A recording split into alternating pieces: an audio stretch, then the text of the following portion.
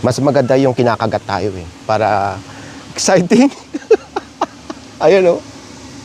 Mamaya magpapasis tayo dito dahil ayaw kong buksan yan. Nandan dyan daw sa loob yung kanilang ano eh. Tawag dito yung bahay. Ay marami pala. Oh. Yan, sir. Oo nga naman, hindi na nga naman sila lumilipad.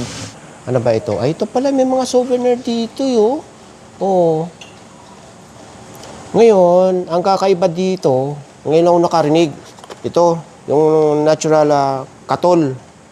So yun, clarification nga pala dito sa Casa Mellifera. Nasabi ko kayo na 10 ng umagang open. Naku, tanghali na yun da. 8 ng umaga. May breakfast kasi sila. Ano ang palagay mo dito sa area ang napuntahan natin? Maganda po yung area nila. Grabe, super. Tapos, napaka-solemn talagang. Yung mahihilig po sa nature, ito na po yung hinahanap nyo. At sa mga gustong may privacy.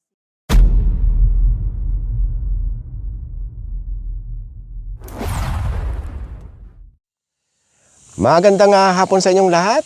Ngayon ay April 14, 2025 at sa oras na 1:20 ng hapon. Andito tayo ngayon sa Antipolo City at dito tayo manananghalian at dadalhin namin kayo at ipapasya dito. Itong restaurant na pagdadalhan namin sa inyo ay medyo nakatago kung talagang hindi nyo dadayuhin or kung hindi nyo talaga isi-search. Madali lang ito matagpuan. Babaybay nyo lang yung packet ng Antipolo sa may Ortigas Extension. Tapos ayan naman sa Waze at madali naman ito matagpuan or sa Google Apps or Google Maps. Diyan tayo galing na kung saan lahat ng dinadalhan ko sa inyo mga restaurant or gala ay inuuna ko yung parking. Kasi yan pinaka-importante kung pupunta kayo sa isang lugar. Ngayon yung pala ay Monday at Holy Week na. Kaya medyo kukot yung tao ngayon dito. Pero pagka weekends, marami. Mas maganda kung magpapabook kayo o reservation. Pero pwede naman daw ang walk-in. So bago natin pasukin yan, ay papasok nga pala kayo dito sa isang subdivision. At may bayad, 20 pesos, papunta rito. Bago natin tikman yung mga food, ipapakita ko muna sa inyo yung name nitong restaurant. Ito siya. Casa Mellifera. Ipapakita ko muna sa inyo, syempre yung loob. Kung ano nga bang makikita rito or yung dadaanan natin. Dito ay walang access yung wheelchair. Pero tatanungin natin mamaya, malamang i-assist yung halimbawa kung mayroong pupunta dito may wheelchair. O halimbawang punuan doon sa loob, mayroong mga table dito or function, ayan. Kung halimbawa grupo kayo. At yung mga kalat dito ay natural, mga dahon, hindi to basura. Hindi naman siya ngayon kainitan sa oras na 1:30 na ng hapon. Oh, di ba?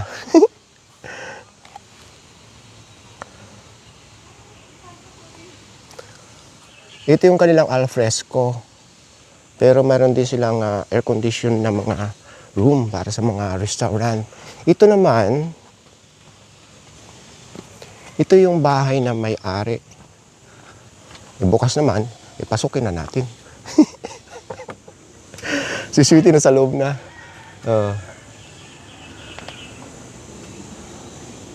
So, walang restaurant yan. Dito, sa baba. Lahat na makikita natin dito, makikita nyo rin.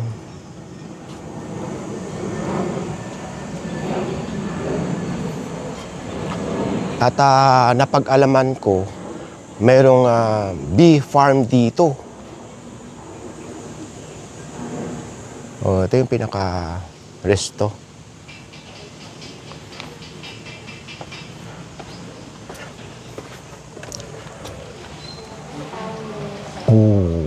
Ay. merong dalawang customer dito.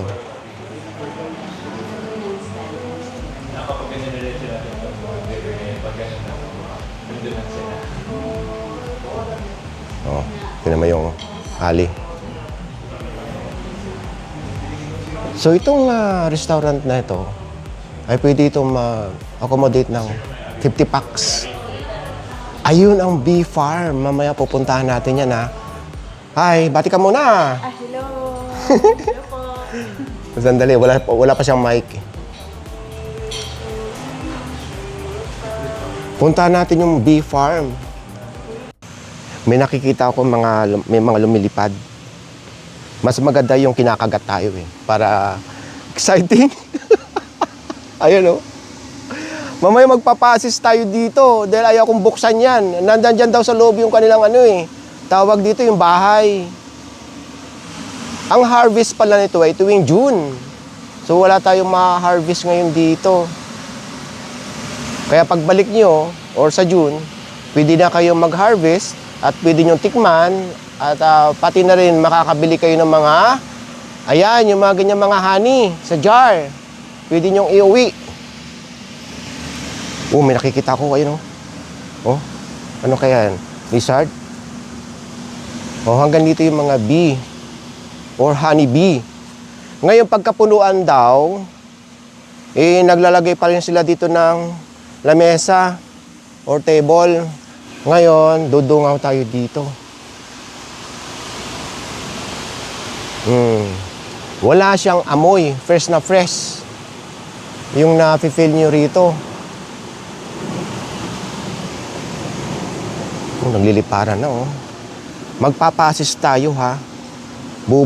Pabubuksan natin yung isa dyan sa mga bahay ng mga bee. Bago natin pabuksan yan, may nakikita pa ako dito.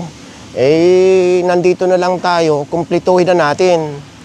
Ayun, may steps dito pababa. Huwag na tayong bumaba. Ayan ang makikita dyan. Pwede magtampisaw dyan.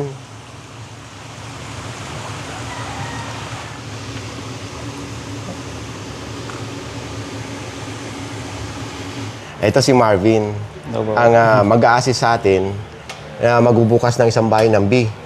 Pero nangangagat ba talaga yan, Marvin? Hindi po sila nangangagat. So okay lang, maski ako magbukas niyan, hindi ako kakagatin. Hindi naman po, sir. Hindi po sila aggressive kasi yung mga bubuyog po namin dito ay sanay na po sa mga tao. Lagi po namin sila napapakita, lagi rin po sila naadadaan-daanan. Sanay na po sila sa amin ng mga tao dito. Magandang sagot. Sige. Sige So, nga. konting warning lang po bago po buksan. Kapag may dumapo po sa atin na bubuyog, huwag po natin nahampasin. Kasi kung gaano po kabilis manghampas, ganun din po sila kabilis mang-sting. Yung mga bubuyog po kasi natin ayaw po nila na iipit. Kaya kapag dumapo sa inyo, huwag po natin hampasin, hayaan lang po lumipad. Kapag kinakabahan na talaga, iwigil lang po yung part na may bubuyog, pusa na po silang lilipad. Huwag mo naman ako takutin. Sige. Ayan. Tatanggalin ba talaga yan? Yes po, sir. Sige. Yo. Tingnan nga natin muna bago mo bunutin. Ay, oo. Po, sir. Tingnan muna natin. Ayan siya. Sige. Wala pa nga siyang katas, Hindi pa siya buwan ng harvest. Hindi pa po. Tama ba sabi ko, mga June pa? Yes, sir. Doon po kami madalas nag-harvest. Sige nga, bunutin mo nga habang binibidyoan ko. Ay, marami pala. Yan, sir. Oo nga naman, hindi na nga naman sila lumilipad. Sa ngayon po, na marami po silang ginagawa, naglalagay po ng honey o nire-repair po yung mga parts ng hive na nasira. Kasi lahat po na nakikita dyan, maliban sa kahoy na to, ay sila po ang gumawa. Doon po sa extractor, ilalagay po namin ito at papaikutin ng mabilis. Okay. So yung ganun parang po, sir, tatalsik lang po yung honey at yung bahay po ng mga bubuyog hindi po basta-basta masisira. Okay. So pwede po kaagad gamitin ng mga bubuyog. Sige, lahat ng ganitong bahay ay ganyan. Yes po. Okay. Bago natin iwan ito, yung mga kids pwede namang pumunta dito at pwede lang makita katulad ng ginawa nyo sa akin. Yes po, sir.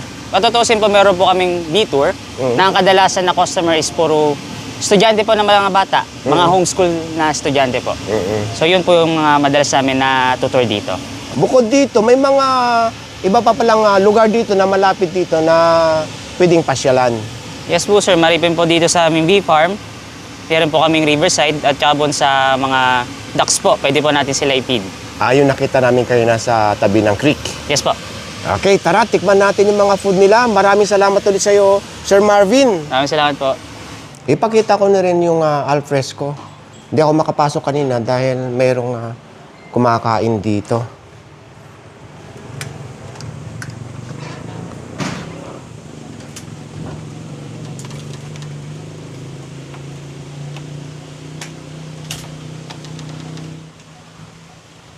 Marami na naman palang pwesto.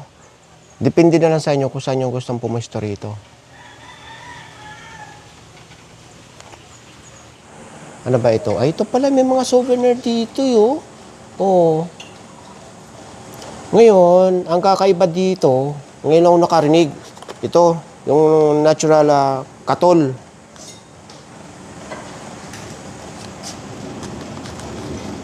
Ano ito, Sir Mick? Katol ba ito sa bees or sa mosquito? Mosquito po. Sa mosquito. So, ayan na muna mabibili nyo ngayon dito, ha? So, sa pagbabalik nyo, marami ng display. Nagkaubusan daw. Ano ang palagay mo dito sa area ang napuntahan natin? Maganda po yung area nila. Grabe, super. Tapos, napaka-solemn talagang. Yung mahihilig po sa nature, ito na po yung hinahanap nyo. At sa mga gustong may privacy, sa mga gustong mag-date, sa mga family, ito na po yun. Perfect place po para sa inyo. Kinikilig si Dada. Mamaya, yung mga menu nila dito, ipapakita ko after natin kumain, ha?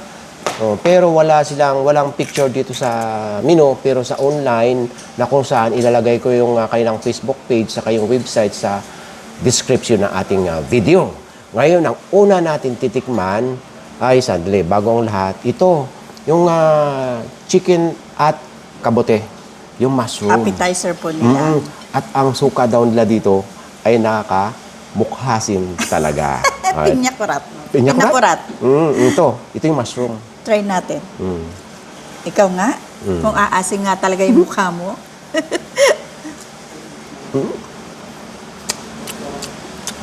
Asim nga talaga. Hindi.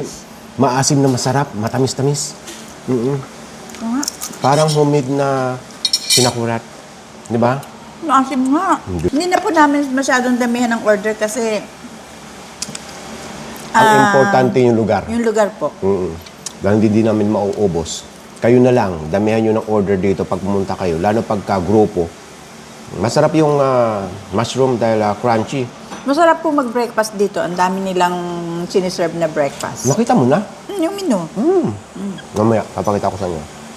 So, anong halo ito? Kabote saka chicken. Chicken skin. Chicken skin. Uy, bagay ito sa atin. Oh, pampabata. Pampabata ito. Crunchy. Yung chicken, chicken skin talaga, crunchy. Tapos ang nagdala yung suka. Yung suka nila. Sarap, Ang sarap. sarap higupin. Itong in-order natin na chicken at kabote, isa sa mga special nila dito. Chicken skin. Chicken skin ba? Tapos meron pa silang special dito, yung duck caldereta. Ngayon, titikman din natin itong chicken caldereta. Mukhang... Duck. Salamat, mabuti andyan ka lagi. Nasasanay si Dada sa chicken. Titikim ka nitong caldereta. Titikman ko. Tignan nyo naman, sa sauce pa lang, mukhang ulam na. Ulam na. Sarap nito. Ang ganda ng kanyang pagkaluto kasi humihiwala yung oil doon sa kanyang Tama. pinaka-sauce, ano? Ano? Hindi siya manghang. Hindi. Okay, dagdagan natin yung sili. Meron pa? Bula. Kaldereta talaga yung lasa niya. Gusto ko Perfect. yung gulay. Perfect yung caldereta kasi nakakatingin tayo ng duck. minsan medyo Matigas. matigas na. Itong duck caldereta na ito, pinakuloan daw ito ng gusto. Pero tignan niyo yung laman, hindi man na naghihiwalay-hiwalay. Buong-buo pa rin po. Buong-buo. Magaling yung nagluto nito o magaling ang style. Kaya, buo pa rin, oh. Oh, hindi naglalagas, oh. Maganda pagkakaluto. At tignan nyo, masarap. Ay, oo nga da. Malambot. Oh, malambot siya, ha? Ito yung pinakamit. Ayan, pinakamit, ha? Malambot. Buong-buo siya. Hindi siya nalalagas. Pero pag... Pagka hinati mo, ayan, ang lambot-lambot, oh. Lasang chicken. Parang chicken? Ay naman, mayroong balahibo. Hindi. Kumbaga, Kamag-anak ng manok. gusto ko natikman yung sizzling bangus. Ito, iba. Iba ang kanilang version ng sizzling bangus. Kala ko, expected ko, nasa sizzling plate. Hindi pala. Nasa plate. Ito yun. So, kakaiba nga. So, tikman mo kung anong lasa niyan. Habang nasasarapan ako sa duck caldereta. Habusin mo to. Alin? Yung, Ito. yung duck? Oo. Ano? Rellenong bangus, hindi Hmm? Rellenong bangus nga pala to. Hindi naman pala Mm. Kaya pala, sabi ko, ang na-expect ko na nasa sizzling plate. Kumbaga, umuusok-usok. Ayun, Hindi, kasi rellenong bangus relleno pala eh. ito. Oo. Tapos Rellenong nilagyan ko bangus. ng sili at saka ng sibuyas. So, yun na talagang... Ayan sili yun, yung mapula. So, talagang wala silang sizzling plate, yung umusok-usok. Rellenong bangus talaga. Lagyan mo ng sili. Ano ko na, masarap. Masarap talaga sa pagka may sizzling plate. Masusunog. Ah, yun ba yun? Marunong ka Diba? talaga. Marunong ka talaga, sweetie. Kaya okay nga pala siyang ganyan. Yun pala ang kanyang style. Pero nagustuhan ko kasi yung sili at saka yung sibuyas lalong nag-blend sa relleno. Malamang, masarap nga. Nagustuhan niya. Sa akin, kung ito yung duck, balik-balikan ko ito. Masarap yung Ako to. Yun namang ito, yung chicken skin at kabote. Masarap siya, pero iwas-iwas mo na. Chicken skin eh. Hindi, kabuti kain mo. Kabote, yung kakainin ko. Mamaya, ubusin ko yan. Recommend po kayo ng mga bago dito sa Antipolo, saka Tanay, Anguno. Yung mga bago. Para sa mga na hindi pa nakakalam ng channel natin, o mga bago pa lang kasama sa clearing operation, variety content yung channel ni Dada. Hotel, resort, update ng mga construction. Kalsada. Tapos ito nga, Mukbang. travel, mukbang, kung saan-saan. Punta lang kayo sa playlist ng channel natin. Marami doon. Para na rin kayong namasyal. No? Sagot ko naman. Puno yung bibig ko. So yun, clarification nga pala dito sa Casa Melifera. Nasabi ko kayo na 10 ng umagang open, Naku, tanghali na yun da. 8 ng umaga. May breakfast kasi sila. Tapos, ang kaibahan dito, Tuesday ang kanilang close, hindi Kaya Monday. nga, karamihan Monday. Every Tuesday, wala. Ngayon, ang open itong resto, pagka weekdays, Monday to Friday, 8 ng umaga hanggang 6 ng gabi. Ngayon, pagka weekends, 8 ng umaga hanggang 8 ng gabi. Abangan niyo yung menu. Kung magkano yung mga presyo ng mga pagkain dito. Sarap din yung skin. Uy, tama na yan. Hindi, kabuti yung kinukuha ko. Style ka pa. Sige, Ayan ang kabuti. Ayan ang kabuti kung kabuti nga. Sige nga. Huwag ka maingay habang tinitignan lang yung menu. Ay, hindi. nila nakikita. Walang ganun. Ayan o. Paikot-ikot ka pa eh. Chicken skin ang dinadampot mo eh. Pareho ang design eh. Ito kaya, ano to? Chicken skin. Alam ko naman gusto mo yan eh. Style ka pa eh. Lapit ko nga. Ang sarap. Lahat naman masarap. Yung suka nila, ang asim. Grabe. Sarap higupin. Tulungan mo naman ako. Tama na. Iyak ko na. Sarap kayo, Ada. Alam ko. Kaya iniwasan ko na. Ice cream lang yung kakainin mo. Iyak ko na. Wala ka na dyan.